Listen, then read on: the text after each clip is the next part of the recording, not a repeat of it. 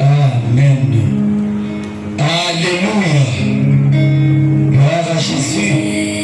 Et si bon, Il prend bien soin de moi. Amen. c'est Dieu si fidèle, c'est C'est Dieu qui pense à toi. Il voudra t'aider Dans tes difficultés, il faut que tu viennes à à lui, tel que tu es.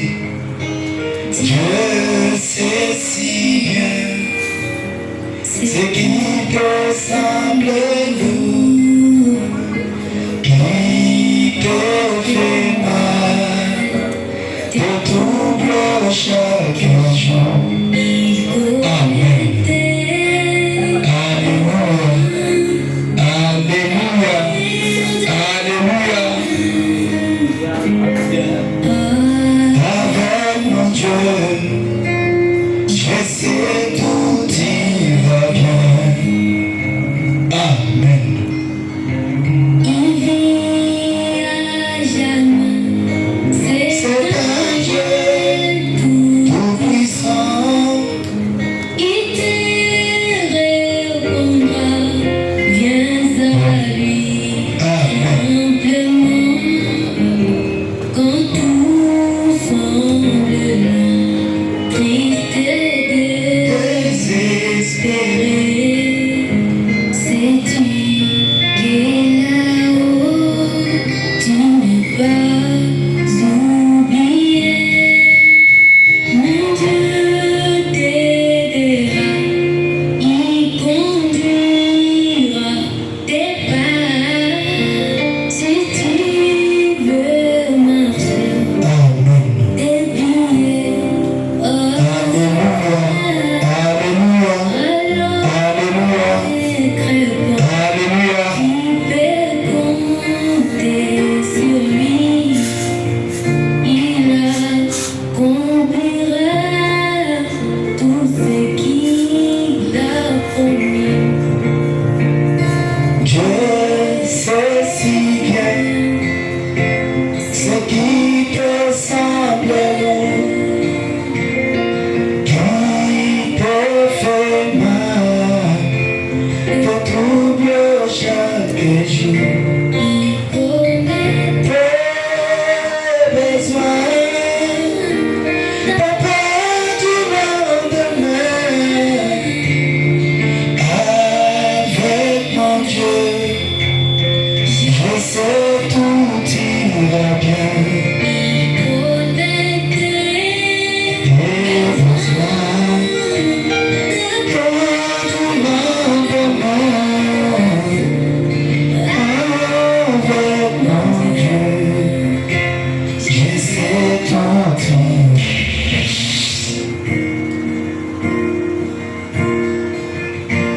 tout est bien.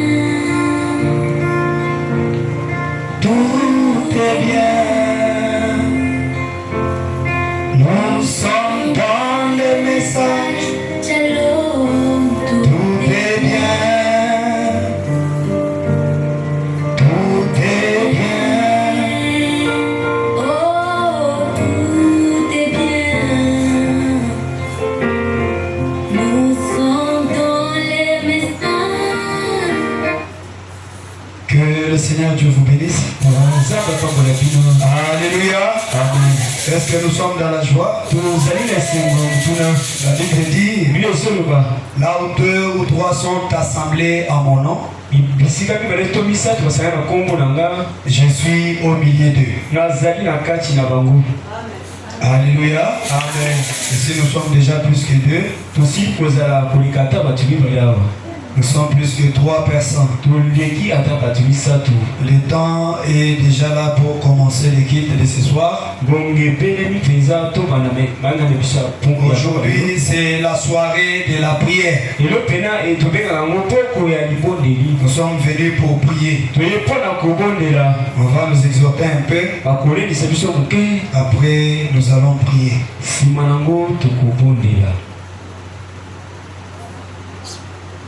avions appris ces cantiques dernièrement ici.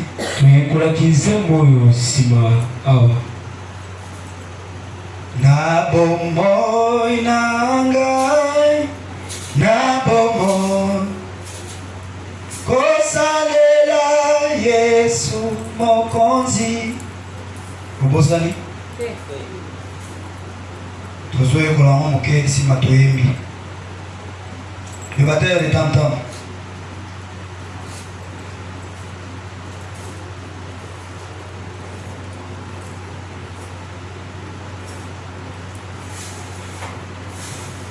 Na bomboy nanga, na bomboy kosalela Yesu mokonzi. Na bomboy nanga, na bomboy kosalela Yesu mokonzi.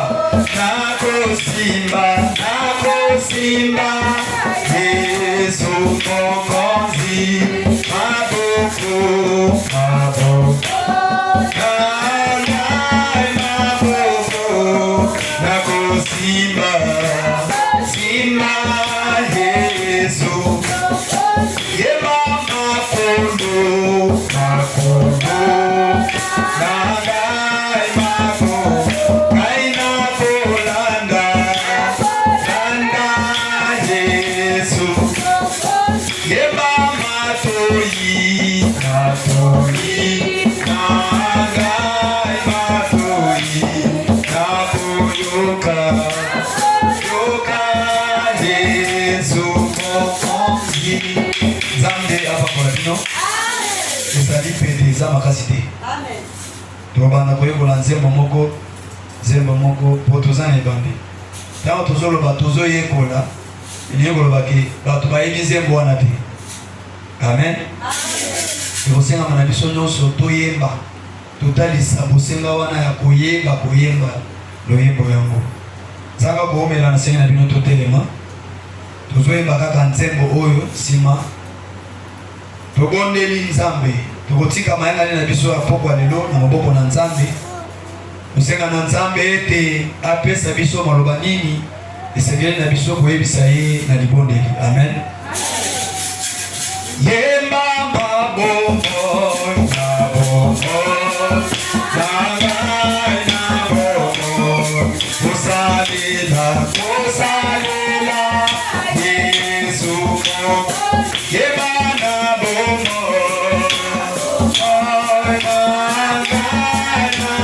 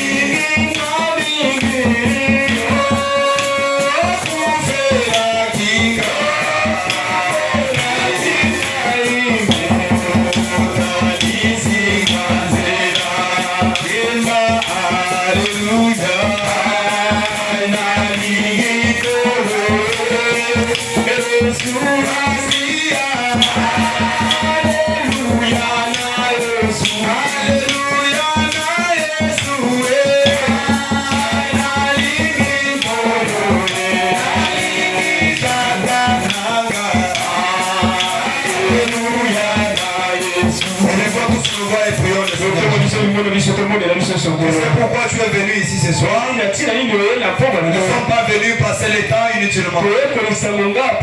Nous sommes venus pour prier. Demandons à ce que le Seigneur nous assiste. Nous donne des paroles à lui dire dans la prière. Élevons tous nos voix et prions le Seigneur Jésus. Prions Jésus.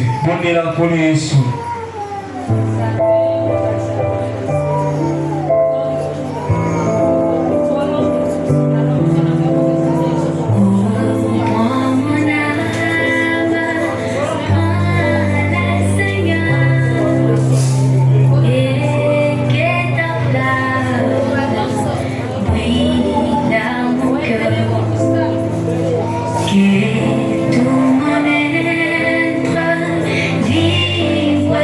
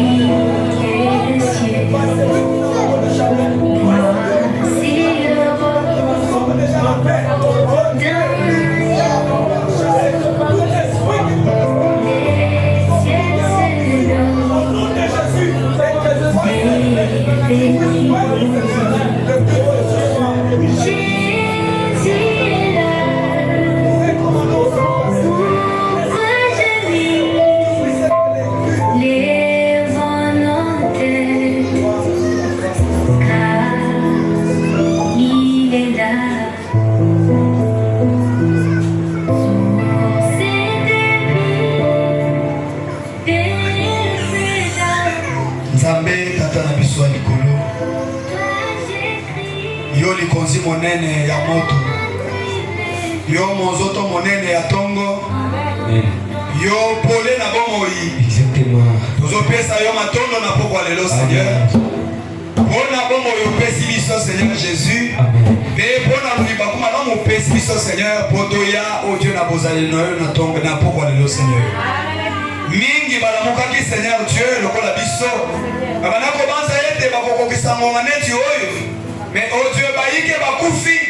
Bana mike bakufi bilenge bakufi père bampaka pe basi o Dieu lokola mibali bakufi kasi biso o Dieu loboko na yo ko batela ma Seigneur me bateli moko na biso pe o sali biso ngolu ya koya na bozali na yo Seigneur tozo o Dieu de gloire tozo peso matondo Seigneur tolobi na yo o Dieu neto la ma sanjo la ma libela po ete obongi na lokumu obongi na masanjoli obongi na nyonso toza nango obongi na nyonso oyo tozali Seigneur Jésus-Christ toye na poko lelo Seigneur toye te po tomona na bamoko pe ba mosusu mais toye Père éternel Dieu na bosenga na mitema na biso koyebaka ete toye liboso na moto te kasi toye liboso na yo Seigneur yo mokeli na biso yo moto monaka mabanzo eza na sa mitema bana bato Père éternel Dieu tout puissant yambo biso tofongola biso minoko yo oyebi o Dieu tina nini tozaleli awa Seigneur ndima ete Seigneur Dieu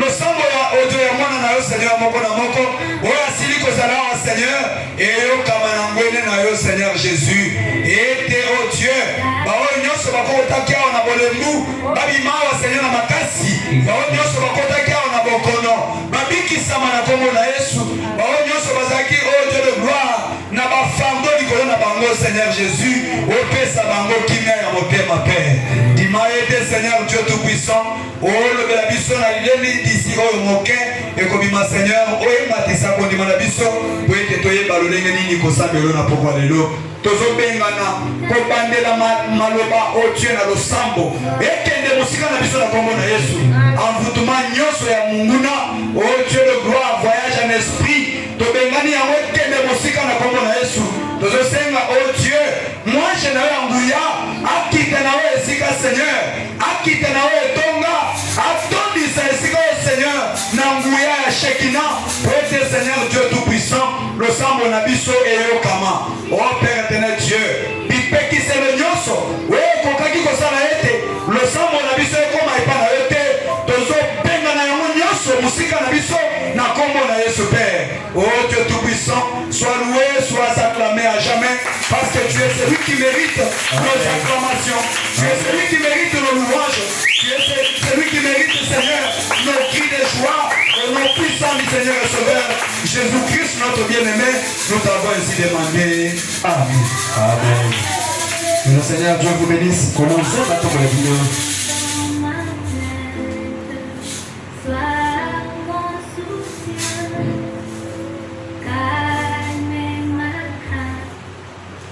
Amen. Amen.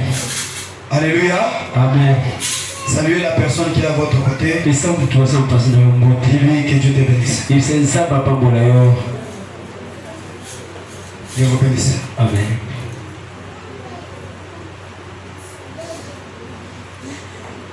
Dis-lui, tu ne vas pas rentrer comme tu es venu. Il sait au cousin matin le long et acquis. Alléluia. Amen. Moi aussi, je vous rassure que vous n'allez pas aussi rentrer comme vous étiez venu. Il y a quelque chose qui va se passer là-bas. Amen, amen. Amen. Nous sommes déjà là. Devant celui qui nous connaît très bien. Amen. Il te connaît. Il connaît ton problème. Avant même de lui parler, il est en train de travailler déjà. Comment te donner la solution? Amen. Amen. Sans plus tarder, je vous convie à vous lever. Nous allons chanter même deux cantiques. Après quoi, nous allons écouter l'exhortation. Je vous convie à vous lever. Vous êtes assis depuis le matin. Maintenant là, vous êtes devant, pas devant un homme. Vous êtes devant Dieu. Si tu étais parti devant Fachi, on ne va pas te demander, mais toi, toi-même. Mais ici, il y a quelqu'un qui dépasse Fachi. Alléluia. Même lui-même Fachi, il a compris que il n'y a que Dieu et Dieu seul qui peut lui donner le pouvoir. Il a pris un jour, il a donné. C'est le jour de la prière pour la nation. Et s'il vient ici, il va aussi se tenir. Nous allons chanter. Oh oui, mon préféré, mon préféré,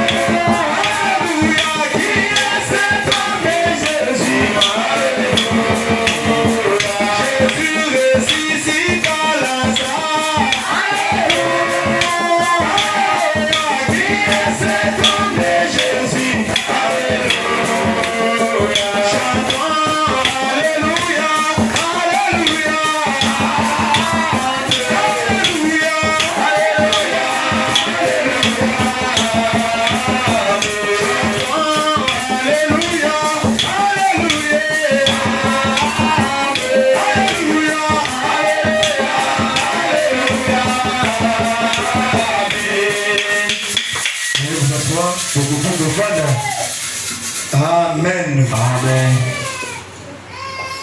Avant de commencer, cherchez-moi le téléphone qui a... Vous comprenez déjà. Je vais chanter un cantique.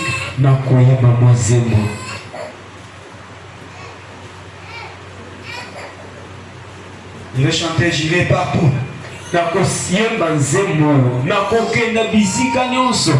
Amen. Amen.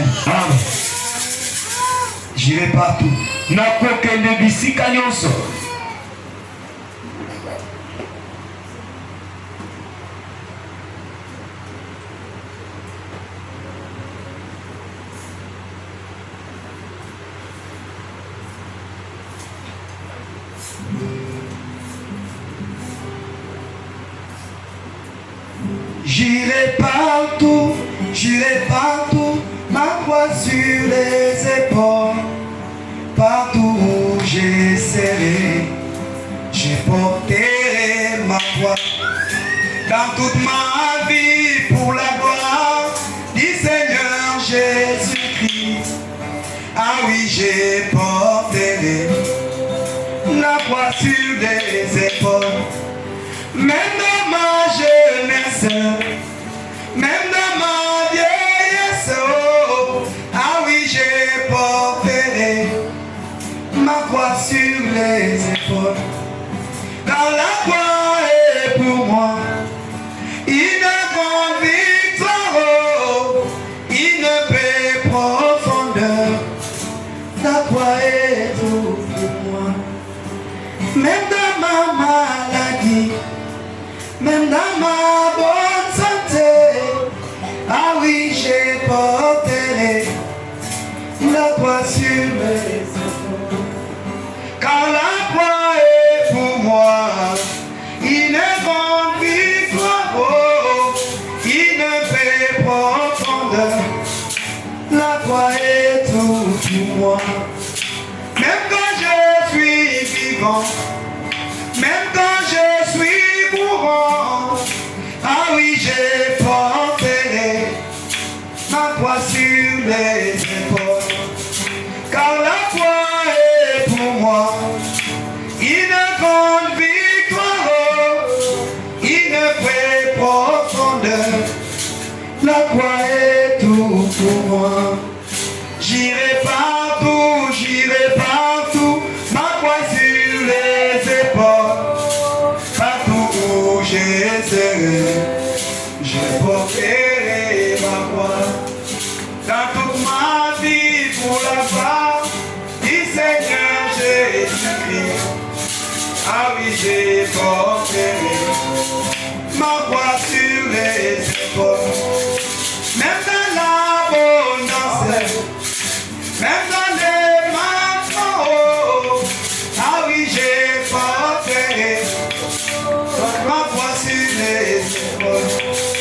Car la croix est pour moi une grande victoire, oh, une paix profondeur. La croix est tout pour moi. Même dans ma jeunesse, même dans ma vieillesse, ah oui, je porterai ma croix sur les épaules.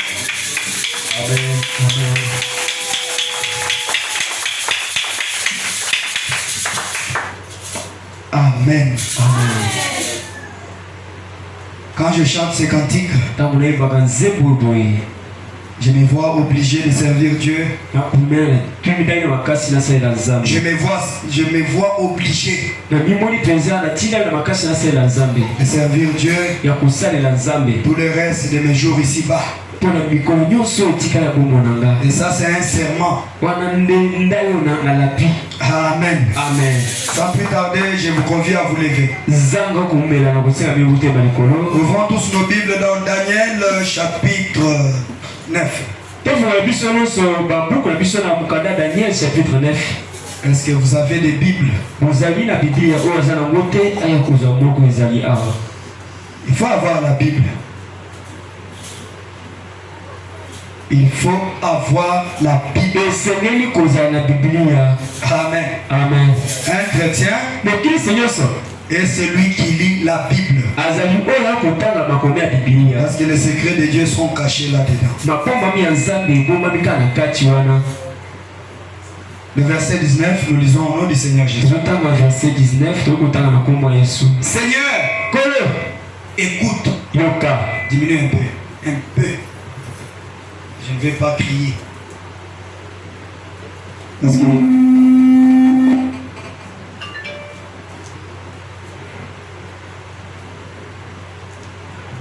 je ne vais pas crier parce que comme j'ai commencé comme ça, c'est jusque l'année prochaine. Amen.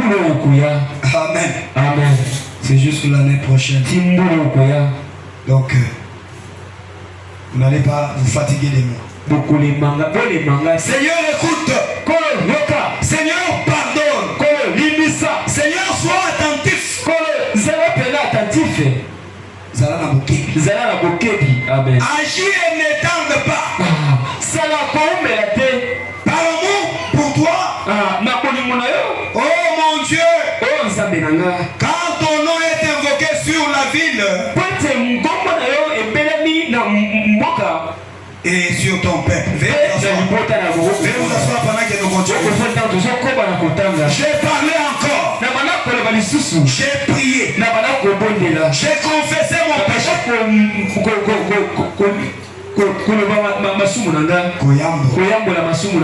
J'ai confessé mon péché.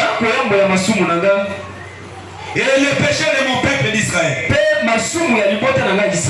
Et j'ai présenté mes supplications à l'Éternel. Mon Dieu, en faveur de la sainte montagne de mon Dieu. Amen. Amen. J'ai parlé encore dans ma prière. Il parlait où? Dans la prière. J'ai parlé encore dans ma prière. Quand l'homme Gabriel que j'avais vu précédemment dans une vision s'approcha de moi d'un vol rapide.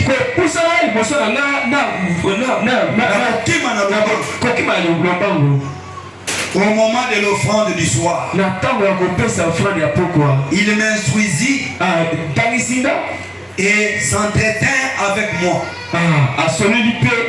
Et il me dit, Daniel, je suis venu maintenant pour ouvrir ton intelligence.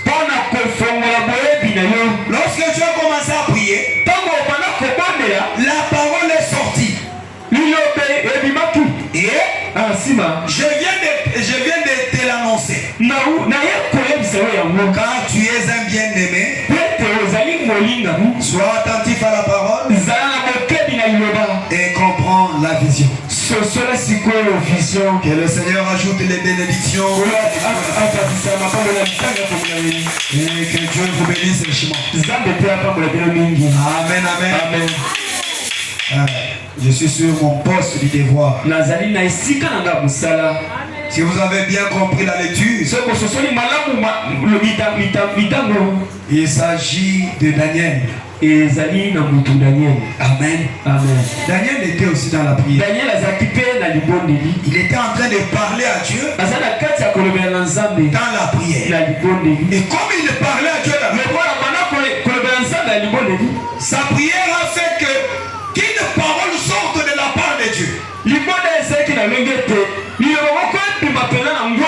Amen. Amen. Quand tu demandes quelque chose, Dieu envoie la réponse. Et la réponse est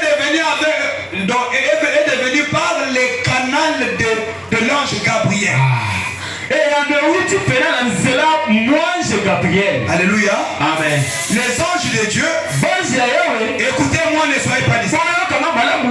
Les anges de Dieu sont au service des hommes. Dites Amen. Amen. Vous ne croyez pas ça? La Bible dit, les anges de Dieu campent autour de ceux qui craignent. Qui craignent Dieu. Amen. Quand tu marches là, parfois tu peux te voir seul. Mais tu n'es pas seul. Tout autour de toi, il y a des milliards de c'est ainsi que ce Baron dit, un prédicateur derrière la chair, il a de l'autorité plus qu'un ange du ciel. Amen. Alléluia. Amen. Si vous voyez un ange descendre avec des ailes comme ça, c'est quoi? Vous allez commencer à fuir. Alors que toi, tu as de l'autorité plus que lui. Comme Daniel parlait à Dieu, qu'est-ce qu'il disait à Dieu? Seigneur, écoute. Tu es venu aussi pour que Dieu t'écoute. Tu n'es pas venu pour que le pasteur t'écoute. Le pasteur n'a aucune bonne chose à te donner. C'est comme ça que Dieu dit. Au dernier jour, personne n'enseignera l'autre. Tous ils seront enseignés par le Saint-Esprit. Amen. Je me sens très bien. Je me sens très bien. Peut-être ça, tant que tu étais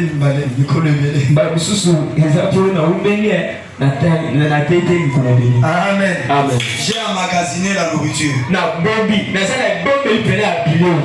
Amen. Amen. N'osez pas rester à la maison.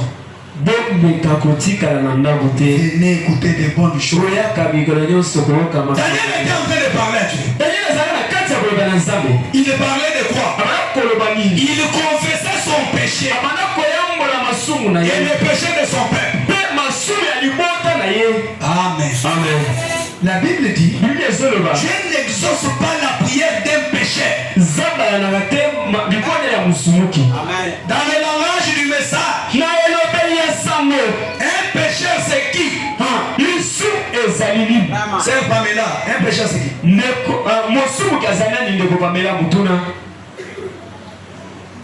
Mais toi debout tu réponds.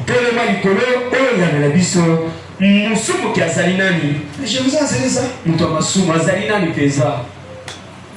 Ah bon? Ah. Un pécheur c'est qui? Ah. Non mais il disait un pécheur c'est qui? Comment disait ça? Tu te mets debout comme à l'école.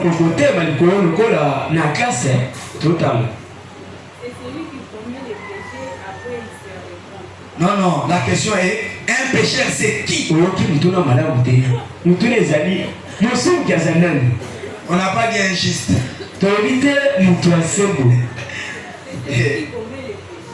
Non, mais un pécheur commet les péchés. Un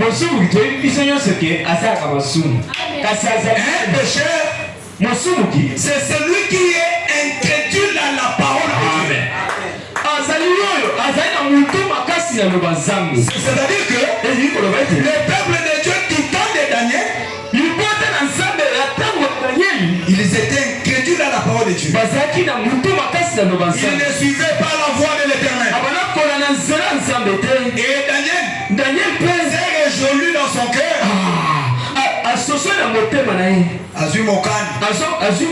D'aller plaider. Tu peux aussi être dans cette église. Tu remarques un esprit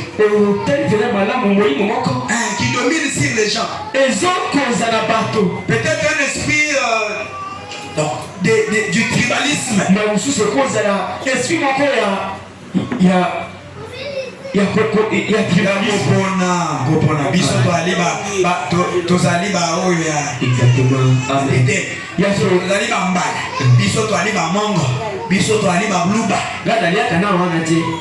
Que Dieu vous bénisse. Amen. Quand tu vois un tel esprit, ne va pas parler au nom, vous voyez. Va aussi à genoux comme Daniel. Commence par confesser aussi ton péché. Et tu prends aussi les péchés de ton père. Daniel dit, Seigneur, écoute. Écoute ma prière. Qui veut que Dieu puisse écouter sa prière? C'est toi. Seigneur, pardonne. Il va pardonner quoi? Il va pardonner les péchés. Seigneur, agis. Alléluia. Amen. Nous sommes venus pour parler à Dieu. Pour que Dieu ne reste pas silencieux. Il y a des gens qui se moquent de nous. Ils se disent chrétiens. Qu'est-ce qu'ils sont? Moi qui ne prie pas. Je vis bien. Ça doit nous révolter. Seigneur, écoute ma prière. Relève-moi. Ou bien tu es Dieu, je te sers.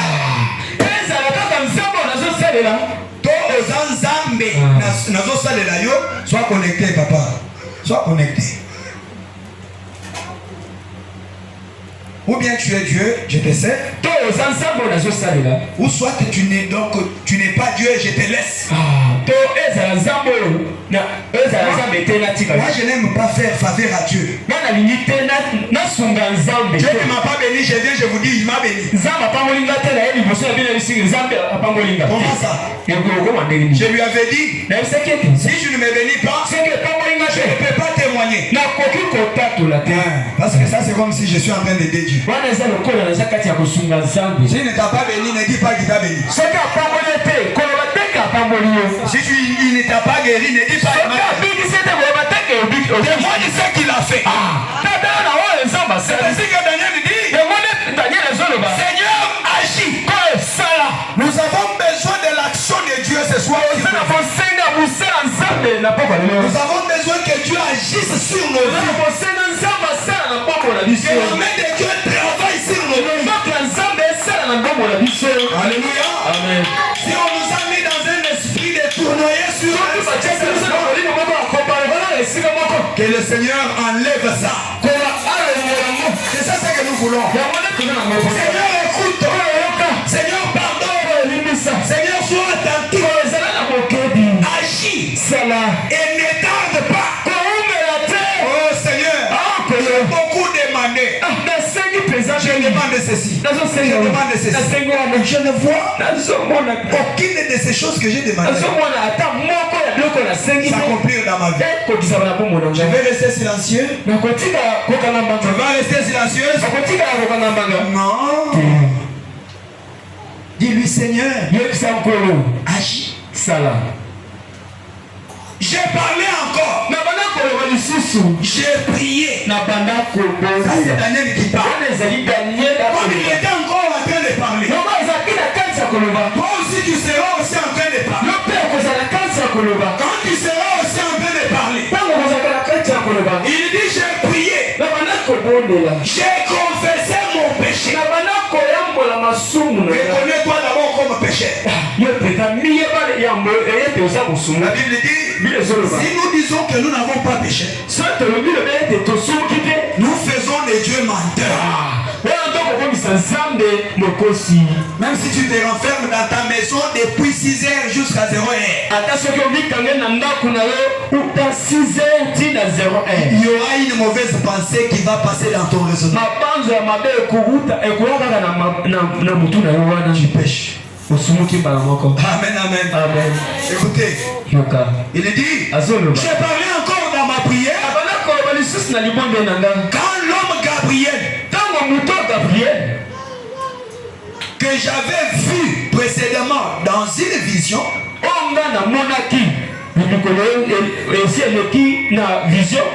s'approcha de moi d'un vol rapide.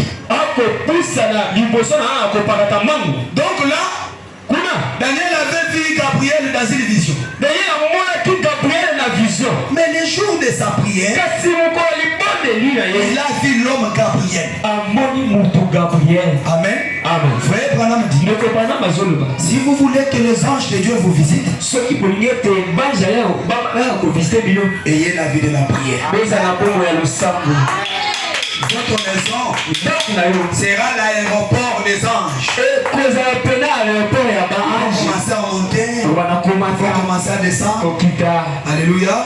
Ils peuvent prendre n'importe quelle forme, venir auprès de toi. Parce que Dieu les a placés là pour te protéger. Gabriel dit à Daniel, lorsque tu as commencé à prier, il y a une parole qui est sortie. Et je suis venu t'annoncer cette parole-là. Quand tu as commencé à prier, il y a une réponse qui est sortie. Voici, je t'amène ta réponse à ta prière. Alléluia. Parce que Daniel a dit à Dieu, agis. Ne tarde pas. Réponds. C'est ce qui doit aussi être ta prière. Nous prenons Joël 2, le verset 12 à 13.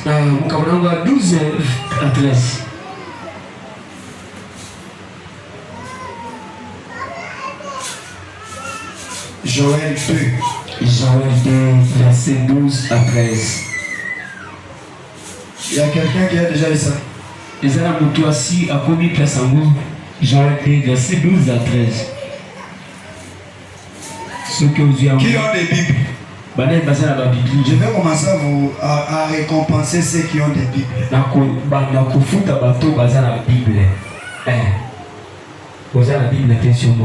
Le dimanche. Tout celui qui aura une Bible aura quelque chose. Mais je vais demander à Dieu de nous donner assez d'argent. Vous avez besoin d'une Bible, on vous donne.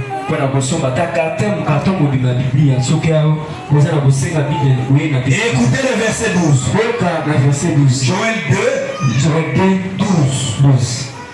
Et maintenant, je vous prie, j'irai moi par l'Éternel.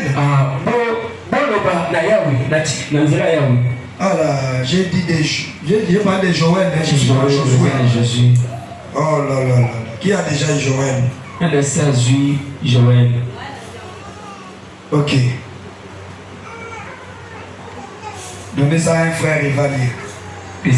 Qui est ce frère-là qui va nous aider à lire?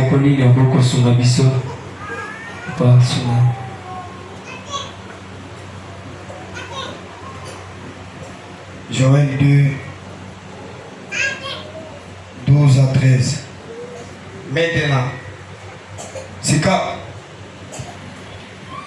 Maintenant, encore,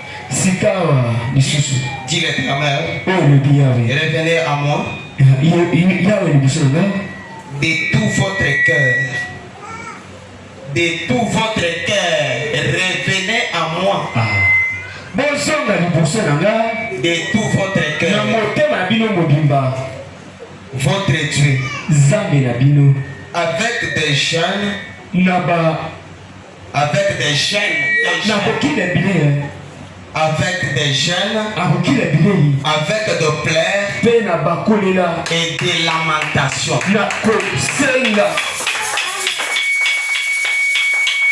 Je suis au verset 13. Déchirez vos cœurs.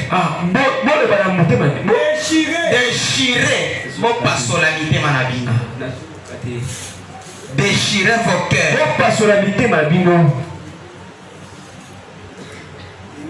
Et non vos vêtements. Et revenez à l'Éternel,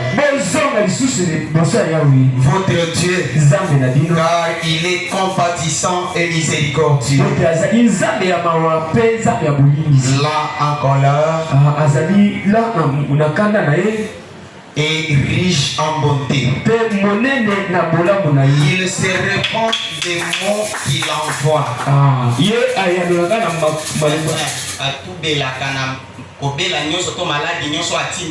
Amen.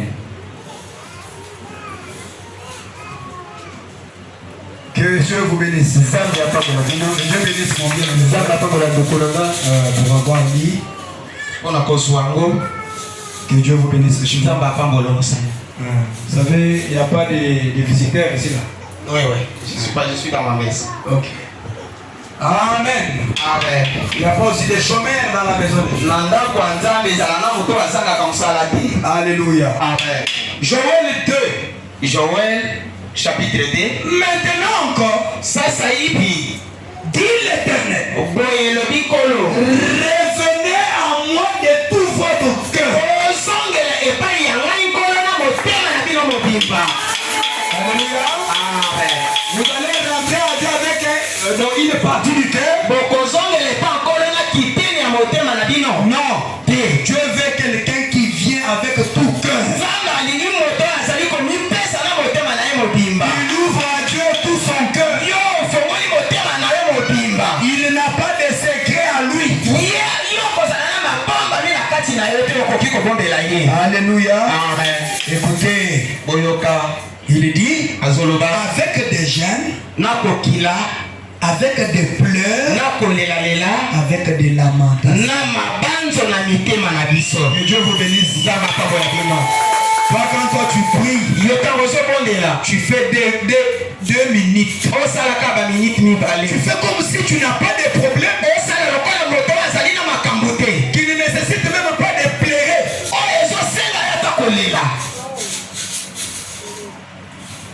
Moi je pense que nous avions cru ce message. Quand c'est le temps de prier, la chair ici était pleine de larmes. Et les gens pensaient que l'enlèvement allait se faire.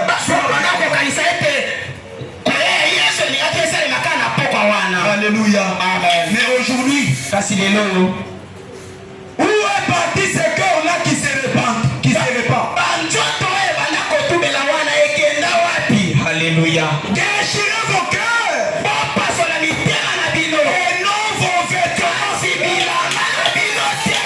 Vraiment. Tu as besoin que tu déchires ton cœur. Et tu sens la douleur. Cette douleur va te pousser à pleurer. Seigneur Jésus, je suis dans cette situation. Des années et des années. Pourquoi ça ne change pas? Pourquoi ma vie n'avance pas? Pourquoi tout ce que j'ai fait n'avance pas? Seigneur, je reviens à toi. Comme la Bible dit. Alléluia. Revenez à moi. Je reviendrai à vous. Alléluia. Que tu as acheté. En train de parler à ton Dieu. Tu deviens un tout puissant. Tu deviens égal à Dieu. Il n'y a aucun pouvoir dans l'enfer.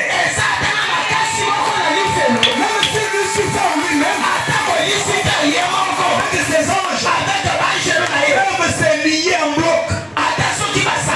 Ils viennent à toi. Il y a une puissance qui parle de l'homme. Ils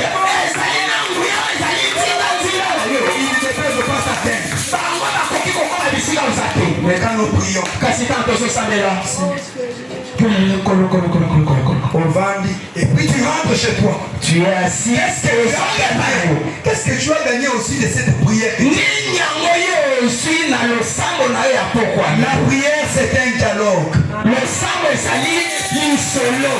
Dieu a dit, venez à moi, vous tous qui êtes fatigués, même si vos péchés sont rouges. Alléluia. Même si tu viens d'avorter,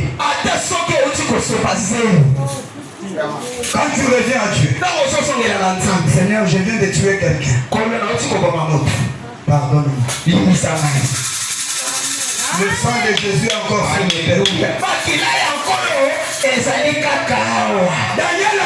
Daniel a dit, Seigneur, écoute.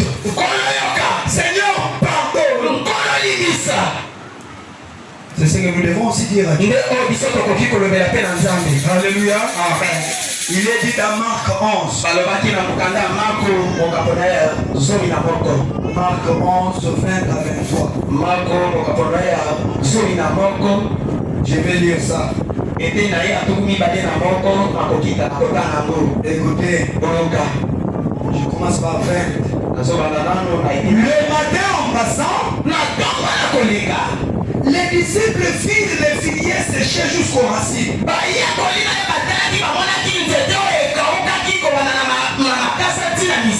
Pierre se rappelant ce qui s'était passé, dit à Jésus, Rabbi, le figuier que tu as maudit à sécher. Écoutez, Jésus prit la parole et leur dit, ayez foi en Dieu. Je vous bénisse. Vous êtes venus devant Dieu. Et je sais que c'est la foi qui a fait que tu quittes chez toi que tu as eu. Peut-être tu étais dans tes problèmes. Tu t'es dit ce soir je vais être là. Amen. Et quand vous arrivez,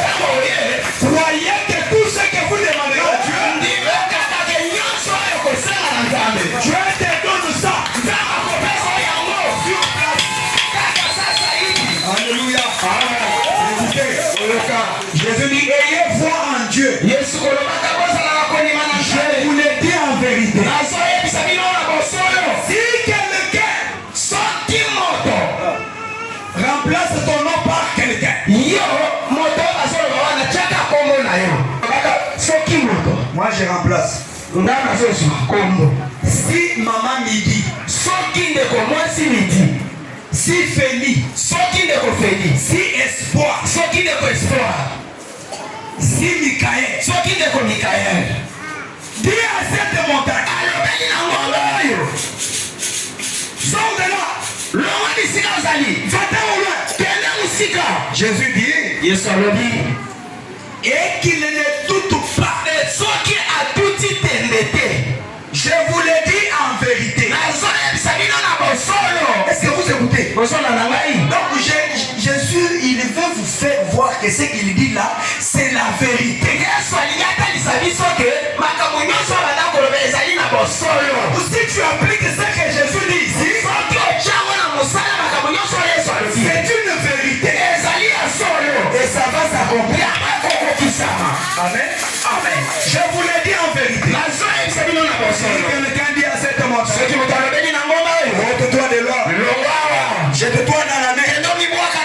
S'il ne doute point en son cœur, alléluia.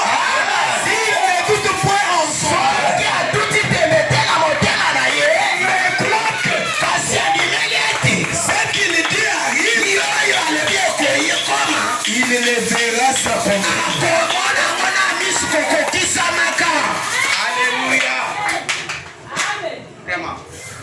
Est-ce qu'il y a une montagne devant quelqu'un ce soir?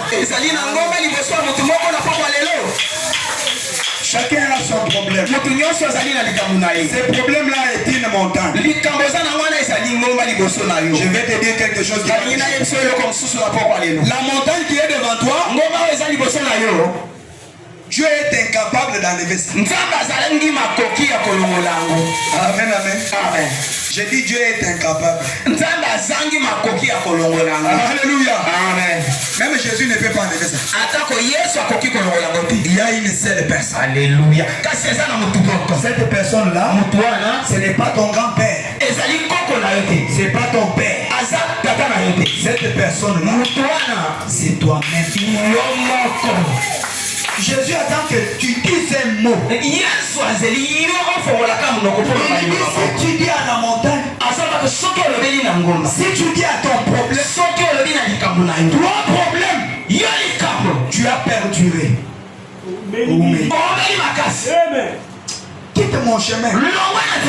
J'ai beaucoup souffert de cette maladie. Quitte ma vie. Ta parole à toi. Pas la parole de Jésus. Pas la parole du pasteur. Il faut que tu commences d'abord à avoir foi en toi-même que tu es. Amen.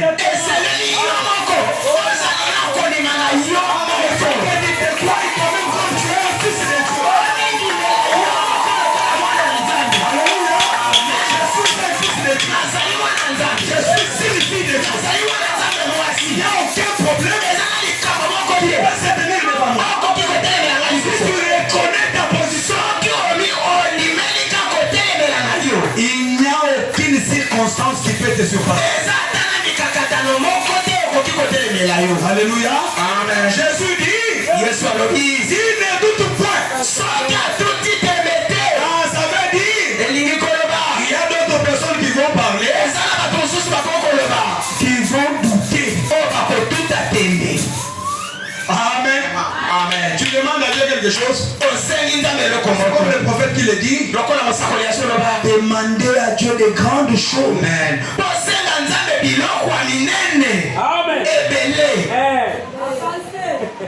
Demandez à Dieu de grandes choses.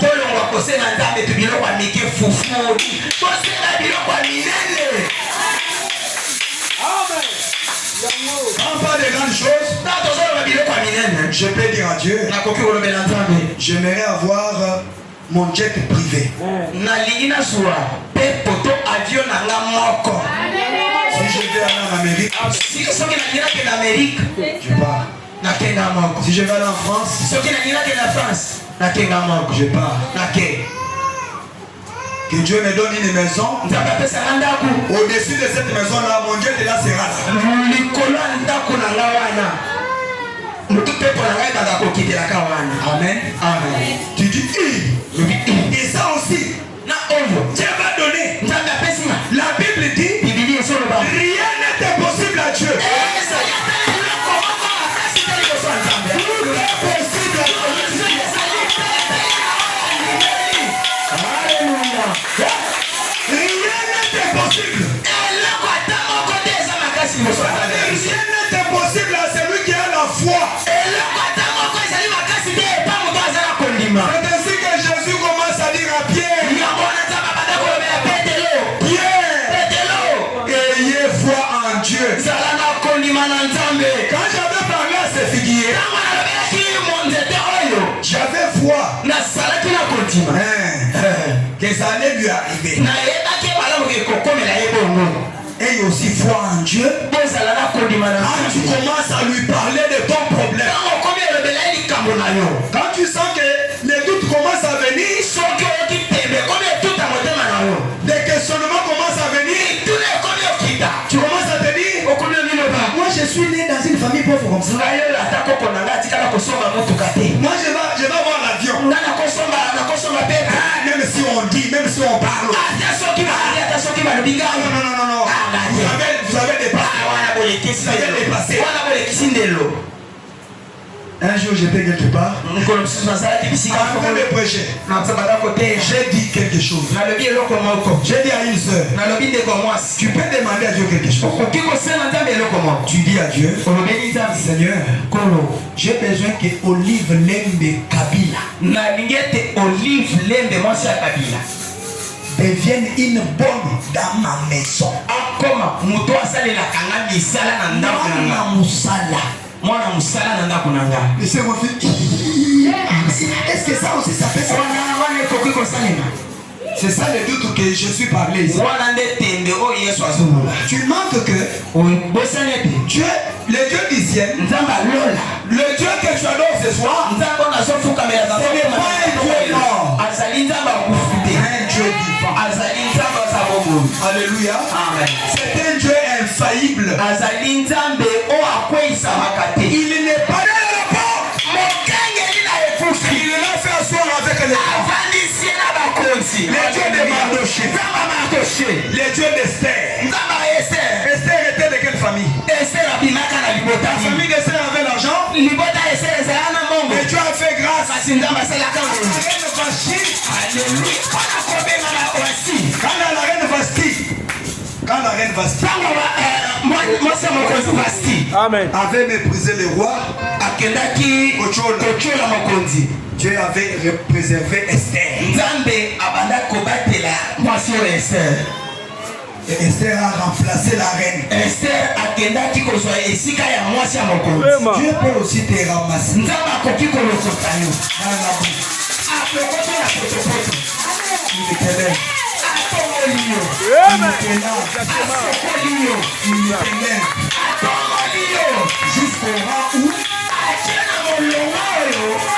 tu commences à coopérer avec toi. Yo okomi osolola na bakonzi. Là, mon conjoint aux États-Unis. Il t'appelle, tu l'appelles. Abengi yo obengi ye te. Les gens vont dire, Bato bakoloba. il a touché au fétiche. Asimi na losoloka. Oui, Ndiyo. il y a un homme Esali na moto. qui a une puissance. Esali na moto. Une puissance qui dépasse la sorcellerie. Kasi eleki kindoki. S'il dit ce soir, Soki alobi na pokwa lelo. je vais lever mon. Yo na opa na kotombola yo. Ah, mais qui va parler? Nani akotombola? Tu peux lui dire maintenant, tu as choisi moi. Pourquoi toi tu as choisi elle? Azana moto akolobela ye mpona nini oponi ye. Il est le Dieu souverain. Azali Nzambe akoki na yo. Il n'a pas de conseiller. Il fait ce qui lui plaît. Asalaka oyo elaka ye. S'il te lève,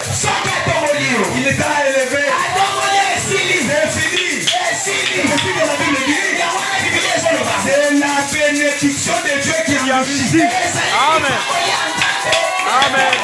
Amen. Amen. Amen. Nous sommes venus prier. Je suis en train d'élever votre foi. Amen. Tout est possible à toi aussi. Tout est impossible. Est-ce que tu peux dire que tout est possible en moi? Tout est possible en moi. Ceux qui sont devenus des présidents là, qu'est-ce qu'ils ont fait? Ils ont sacrifié qui?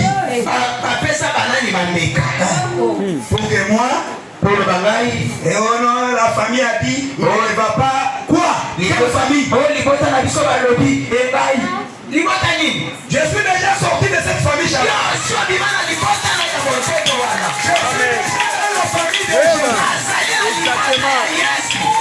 dans la famille des rachetés. La famille des omnipotents.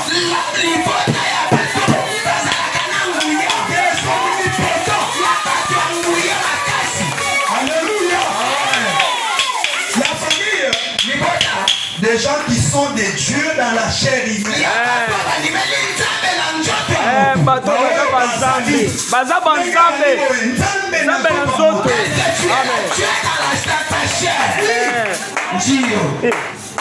Vraiment. Tu as besoin de quoi? Alléluia. Amen. Vous avez besoin de quoi ce soir? Commencez maintenant à raisonner ce que vous avez demandé. Dans la rédemption, dans sa totalité, dans la joie. Le paragraphe 27. Il dit. Et puis, il y a beaucoup parmi vous, mes amis, qui prient, qui jeûnent, mais qui ont peur de prendre possession. Et ce qu'ils nous ont demandé. Tu as demandé quelque chose à Dieu. Mais tu as peur. Abraham dit, la peur est une malédiction.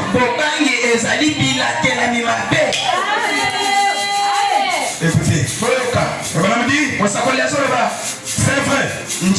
Voyez, eh bien, ça ne vous avancera à rien de gêner et de prier.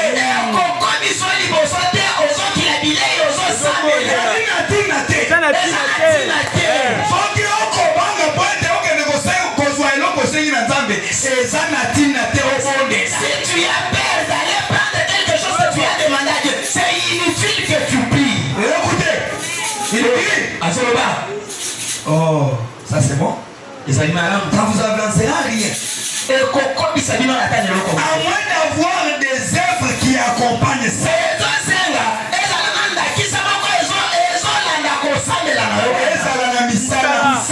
Amen. Dieu dit à Abraham, je te donne un fils. Abraham avait 75 ans. Abraham est parti au marché. Il a acheté les couches. Il a acheté les macaques pour moi là-bas pour les enfants. Il a acheté des polos. Les gens lui ont demandé, ta femme a 65 ans. La ménopause commence à 45 ans. Mais comment toi tu espères qu'à 60 ans ta femme concevra? Abraham dit, Dieu l'a dit. Quand j'aurai un enfant, c'est quoi ça?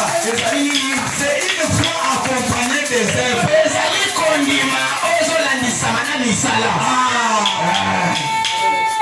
Tu demandes à Dieu le travail. Tu écris des demandes d'emploi. Venir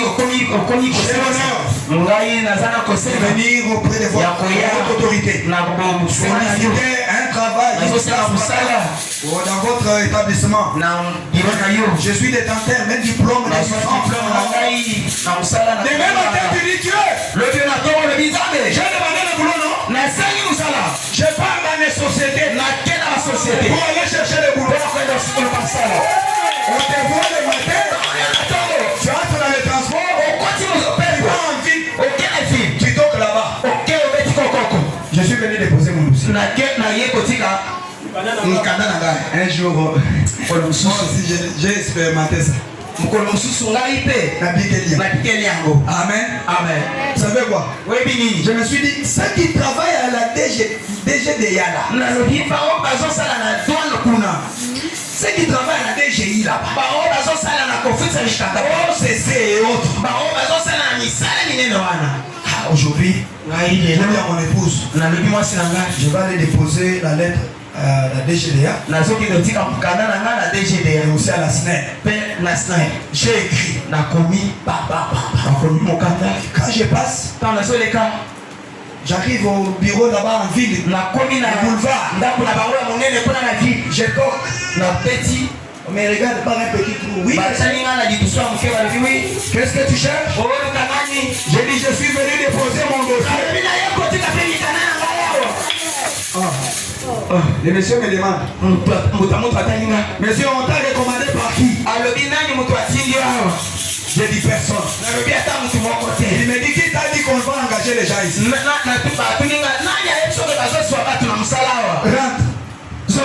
Rentre. J'y suis rentré, mais quand même j'ai mis ma foi en action.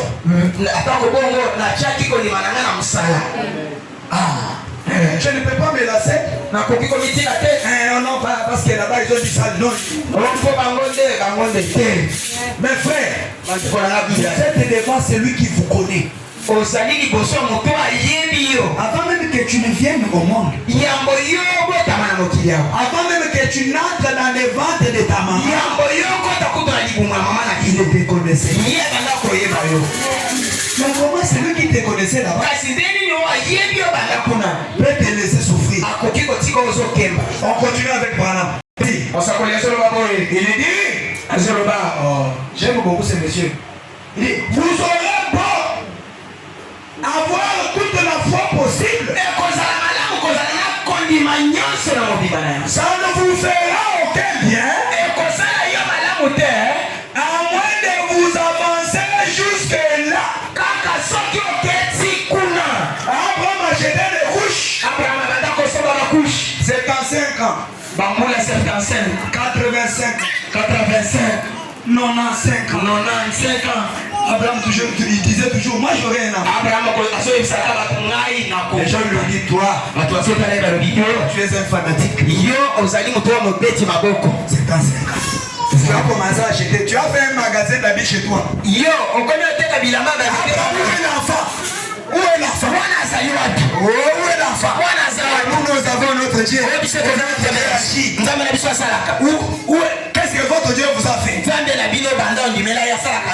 Quand une incrédule te parle comme ça, tu lui dis, moi je crois que Dieu m'a déjà béni. Si tu avais demandé à Dieu le mariage, moi je crois que j'ai déjà mon mariage. Si tu avais demandé à Dieu le travail, tu dis, moi j'ai déjà un travail. Tu commences à te comporter comme celui qui a un gars. Amen, amen. La foi a besoin des œuvres.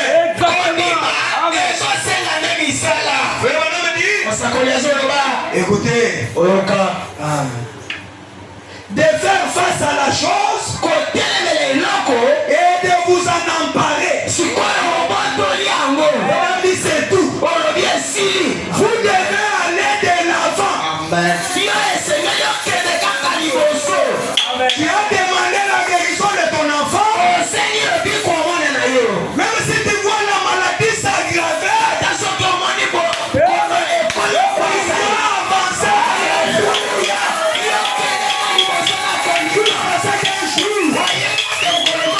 un jour tu verras un miracle.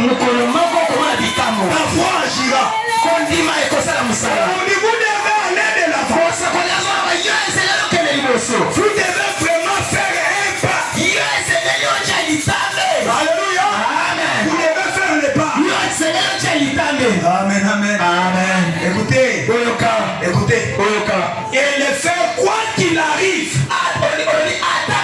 Moi j'ai continué à témoigner. Moi j'ai déjà mon mari. Et les malédictions de la famille c'est déjà parti. Et ma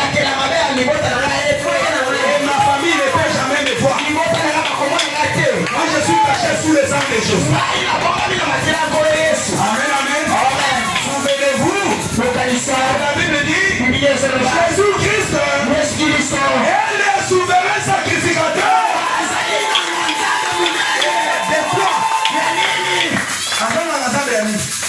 Il est le souverain sacrificateur de ce qui sort de ta bouche, de ta confession. Amen. Amen. C'est que tu vas sortir de ta bouche. Alléluia. Amen. Si tu confesses grand, sans que tu mon nez dans mon okono. Tu sors de grandes paroles là. Tu seras grand. Alléluia. Amen. Si tu te vois, dis on est venu accompagner les autres. Moi, je ne suis pas venu accompagner quelqu'un. Moi, je ne suis pas venu.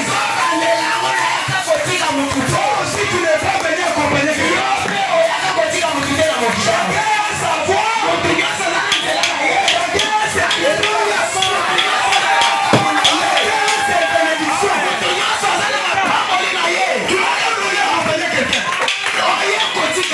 Alléluia. Tu n'es pas venu accompagner quelqu'un. Alléluia. C'est ça. Amen. Exactement. Et nous ici, on fait l'histoire, ça n'avance pas. Les paroles que tu sors là, ça te lie. La Bible dit, la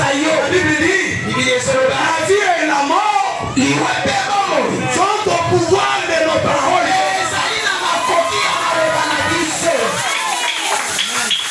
Tu peux demander à Dieu le mariage. Tu mets même la date. Quel mois? Quelle date? Quelle année?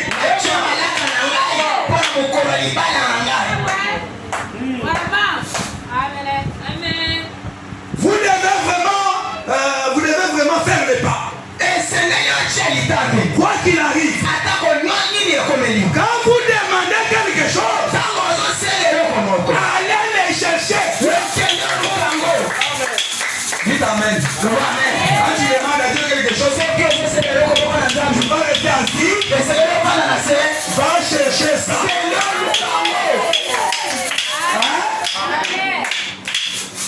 Moi, depuis que j'ai demandé à Dieu, c'est comme s'il n'existe pas. Il n'existe pas. Comment le monde a existé? Dieu a dit que ça vous appartient. Dites amen. Dieu a dit quoi? Ça vous appartient. Alors, n'acceptez rien de moi.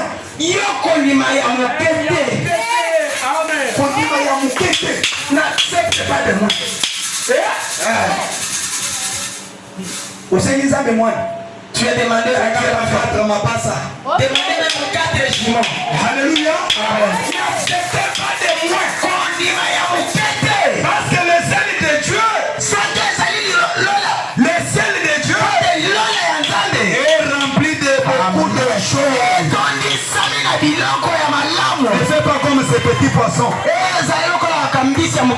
Ne fais pas comme ces petits poissons. Là-bas dans la mer, il se dit que je bois un peu. Il ouvre sa bouche petit. Si j'ouvre grandement, si je bois beaucoup d'eau, la mer va sécher.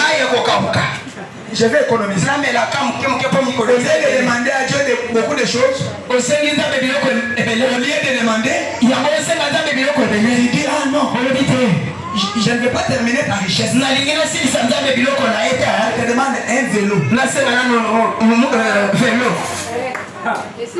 C'est comme un jour. C'était à Rigini.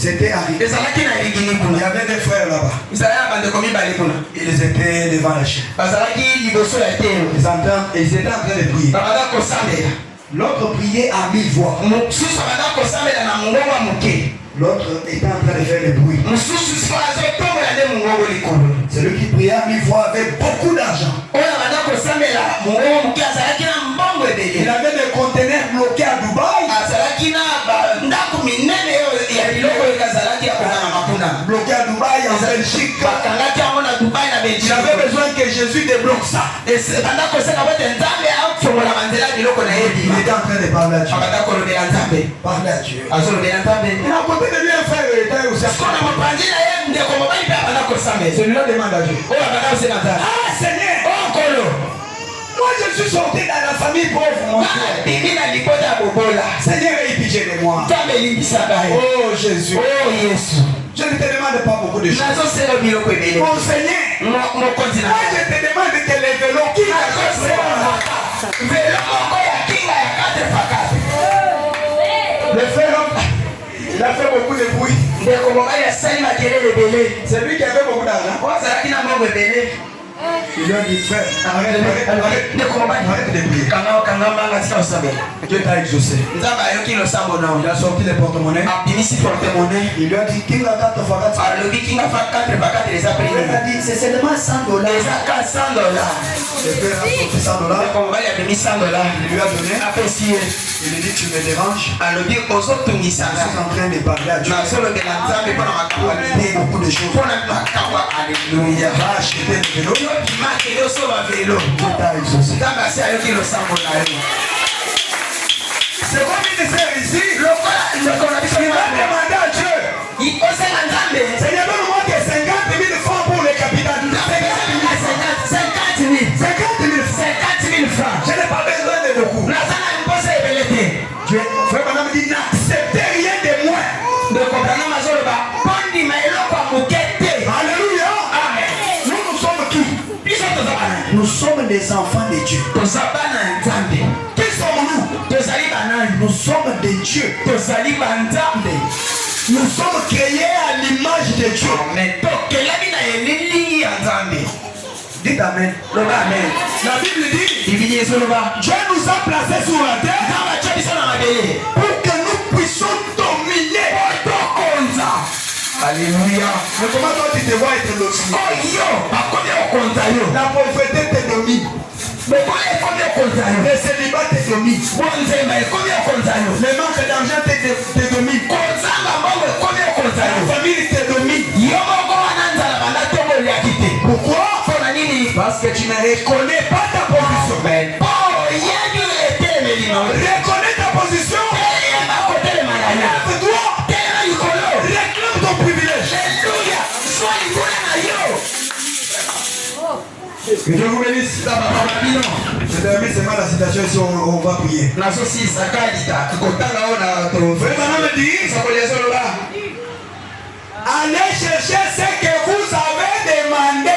kende oluka to ozwa eloko esengaki Il dit, azoloba voyez les résultats. sikotala biyano Faites ça sala yango et voyez les résultats. nsima omona ozwa biyano Oui. ndiyo Et reculez pas en disant, yokozonga nsima te na koloba eh bien, malamu je vais accepter ça faute de mieux. ngai esengeli ka nazwa ata soki naza na 50 000 wana ekosunganga kaka Nazo ata oyo. Ça me merci. Ata pas 10 000 francs oyo. nzambe matondo ata mpo na 10 000 wana Vous les 10 000 francs ici. tu manges le dit tu bouffes le 10 000 tu prends encore la main sur les choux Frère Madame me dit au 28, mosakoli ezoloba je vais prendre ce qu'il y a de mieux. nakozwa oyo ezali malamu Dieu m'a promis ce qu'il y a de mieux. nzambe alakaki ngai oyo ezali malamu Dites Amen. loba amen Dieu vous a promis ce qu'il y a de mieux. nzambe alaka bino makambo ya malamu Alléluia. amen Dieu peut contourner même sa procédure ce soir na pokwa lelo nzambe akozwa ata nzela mosusu ta mpo na yo pour te bénir. mpona kopambola yo Il peut prendre même un frère en Allemagne. akoki kozwa ndeko mobali ata na allemagne kuna Prends l'avion. zwa pepo Va chercher la femme au Congo. kende oluka mwana mwasi kuna na mboka kongo Il vient. ayawa Il vient ici à Tchad.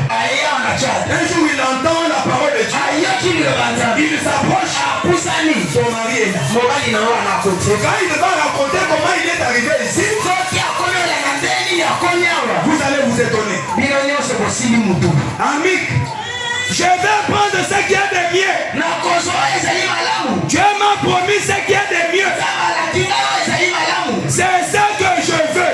Yango nde na lingi. Alléluia. Amen. C'est ce que je veux. Yango nde na lingi. Ce qu'il y a de mieux. Oyo ezali malamu. Ah. Écoutez, je dois seulement vous lire ça. Na kotangela bino. Vous avez le pouvoir. Bozali na bokasi. Dites amen. Loba amen. Dites amen. Loba amen. Ne soyez pas seulement la petite souris qui grimpe un peu sur les dos. Hey, au nom de Jésus, au nom de Jésus. Yoko ozala mutu ya. Osoto okika ata nyawo ezoleka na bato. Yo wana komi olenga. Na kombo na Yesu. Moto. Montre, etumba. Moto. Et aussi, ça manga un poukou. Ça va briller le marché. Le grand feu de Dieu là, il peut descendre pour consommer seulement le mâchoire de la souris. Ça, c'est compliqué. On a pensé. Vous voyez, ne dites plus jamais ça.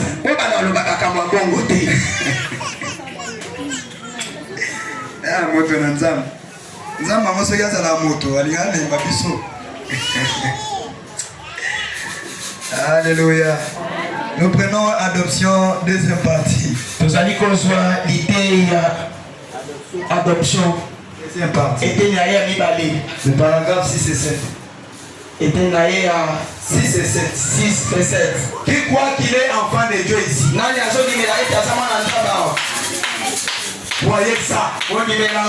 Jusqu'au même le jour de votre mort. Même si tu pêches, si tu tombes, lève-toi. Ah, je suis un enfant. Si le diable te dit, toi tu vas te pécher, Dieu ne va pas t'écouter. Dis-lui, tu es menteur. Mon Dieu va m'écouter. Maintenant, me dit ceci. Je dis, disons que les États-Unis, c'est bon pays d'ici, m'a envoyé en Russie comme ambassadeur de notre nation en Russie.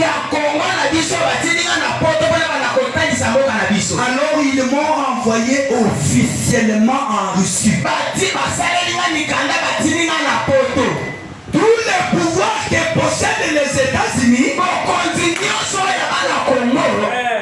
derrière moi.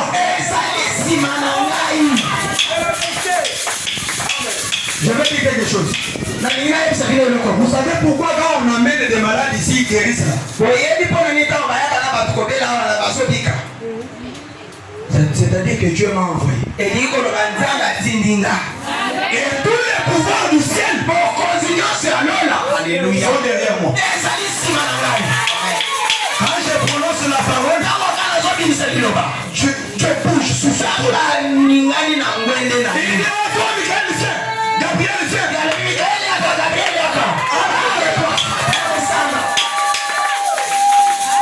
Alléluia. Et on me dit, tous les pouvoirs des États-Unis derrière moi. Ma parole, c'est tout comme celle des États-Unis. Si j'ai été reconnu comme ambassadeur. Amen, amen. Ah. Écoutez, demain, si Dieu nous a envoyés pour être ses ambassadeurs, tous les pouvoirs qu'il y a dans les ciels,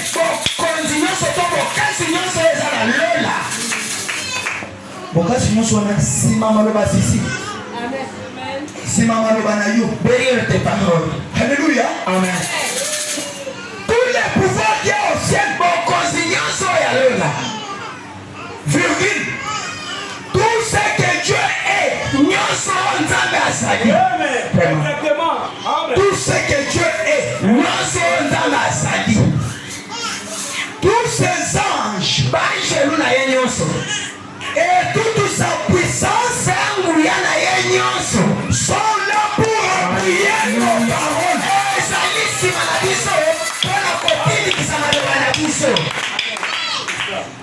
ce que Dieu est. Ça veut dire, tu peux maudire quelqu'un, la personne là reste comme ça maudit.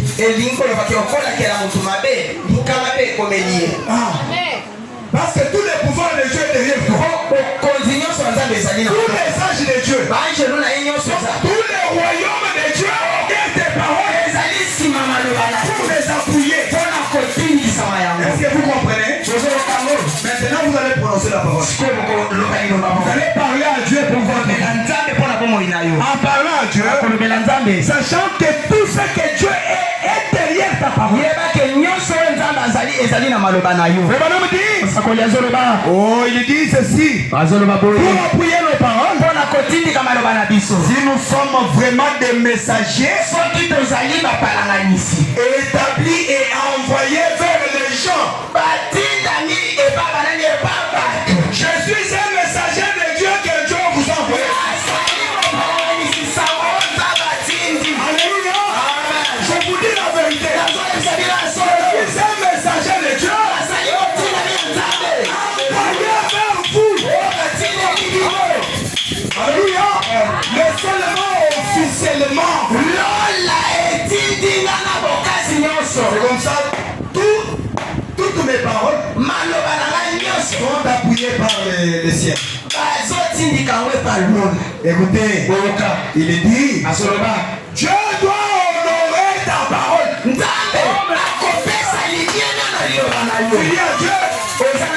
Tu dis à Dieu, tu dis à Dieu, jamais marre. Jamais marre. Jamais marre. Et cette petite fille, jamais marre. Mon Seigneur, jamais marre. Alléluia. Alléluia. Seigneur, jamais marre. C'est comme un jour. Il y avait un petit monsieur. Son nom était Shamga. Toutefois, les Philistins venaient. Il disait ses histoires. Il prenait ceci. Il restait avec sa femme. Et ses enfants. Il mourait de faim. Oh mon Dieu. Un jour, ils sont venus au nombre de 600 avec des chevaux dehors. Et la femme de Shamga a regardé par la fenêtre. Il dit, chérie, regarde, les Philistins, ils sont encore là. Ils vont tout ravir. Shamga regarde son enfant. L'enfant peut ballonner comme ça. Il regarde sa femme. Et là, comment on va appeler mes Shamga a eu la colère sur son Dieu. Alléluia. Shamga a dit, je ne suis pas un guerrier. Mais néanmoins, je suis la postérité d'Abraham. Shamga dit, j'en ai marre c'est assez. Cette fois-ci, aujourd'hui, ils ne vont pas prendre. Ils ne prendront pas. Chérie, tu vas faire comment? Il dit, je ne sais pas ce que je vais faire. Mais cette fois-ci, ils ne vont pas prendre. Ils ne prendront pas. Ils ne prendront pas. Regarde, il trouve un bateau là. Un bateau donc les bateaux à bœuf.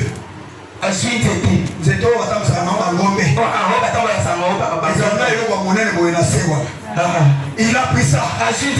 Il a dit, je les attends. Je ne suis pas un guerrier. Mais ce que je sais, je suis la postérité d'Abraham. Je vais dire à mon père, ta postérité possédera les portes. Toi aussi tu as des ennemis. Tu as aussi des ennemis. Tu dois posséder la porte. Tu dois posséder ces portes.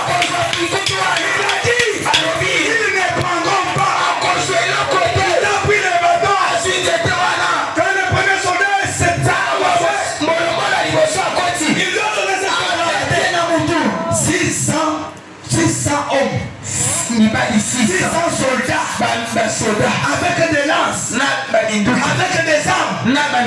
Un petit monsieur, les a tués tous. Parce qu'il a reconnu qu'il était la semence d'Abraham. Toi et moi ce soir, nous sommes aussi la semence d'Abraham. Mais nous sommes la semence royale. C'est par le sang de Jésus. C'est par le rachat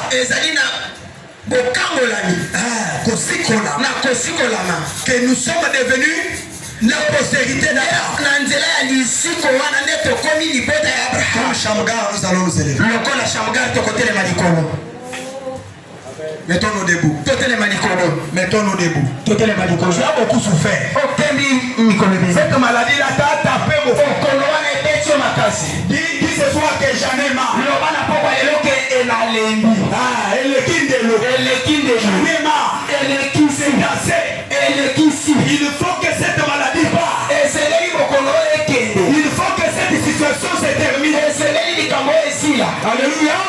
Si vous demandez à Dieu l'argent, demandez même des milliards et des milliards. Tu peux rentrer chez toi. Tu trouves ta valise d'habits. Tous les habits sont devenus de dollars. Amen. Je dis bien Dieu est capable. Parce qu'il a des postes, il a des banques. Des poissons. Alléluia. Il est capable. Mon frère et ma soeur, mon Dieu s'appelle le Seigneur Jésus. Ce jour-là, on la croix. Il a senti les douleurs de la mort. Il a dit, par me mépriser, vous êtes guéris. À la croix, Jésus dit, tout est accompli. Tout est accompli. Quel est ce démon-là? Quel est ce démon-là? Il a le pouvoir de te retenir lié. Quel démon de l'enfer? Tu as un programme pour toi. Réclame. Réclame. Ce qui ne marche pas dans ta vie. Voilà, Dieu. Il est ici. Sous la forme de la colonne de feu. Il est là en train de marcher. Il veut que tu parles. Il veut que tu lui parles. C'est assez. Il a besoin d'une église de milliardaires. Amen. C'est comme ça que moi je fais. C'est ça ma vision. Et que Dieu nous bénisse. Ceux qui nous reconnaissent comme des pauvres, ils témoignent la grandeur de Dieu.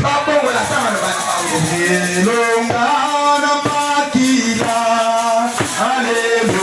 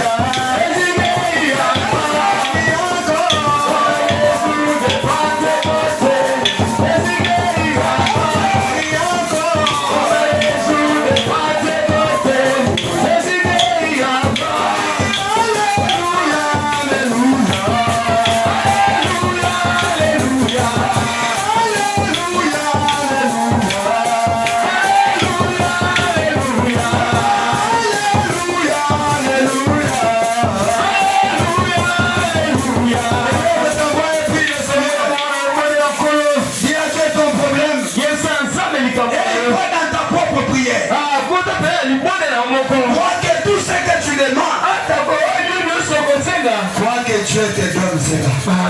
Pour le Seigneur Jésus.